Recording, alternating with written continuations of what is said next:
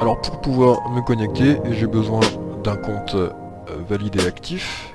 Donc comme je le disais en introduction, l'intérêt de cette application est qu'elle repose sur une base adhérente, c'est-à-dire en fait que à partir du moment où vous avez une licence valide auprès du club propriétaire de l'agenda, bien par définition vous avez un compte, il est créé automatiquement après la création de votre licence, donc dans la nuit, en fait pour être plus précis, qui suit la création de votre licence, c'est-à-dire que le lendemain matin de la création de votre licence, vous avez un compte, il vous suffit de l'activer.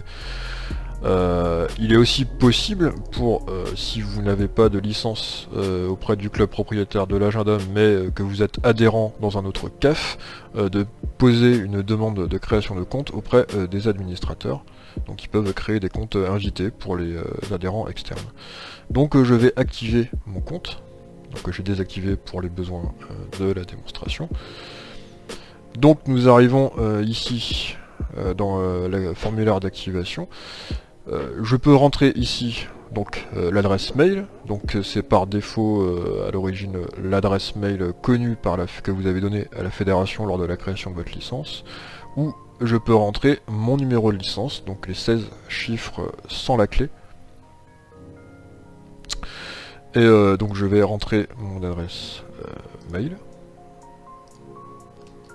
Voilà. Donc j'ai reçu sur ma boîte mail, normalement, voilà, l'activation de mon compte.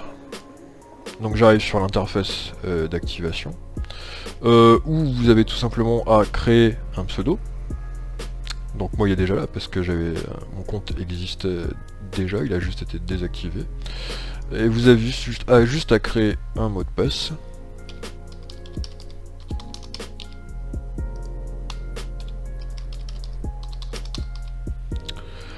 Et vous pouvez éventuellement modifier votre adresse mail. Moi je préfère conserver l'adresse qui est connue de la fédération.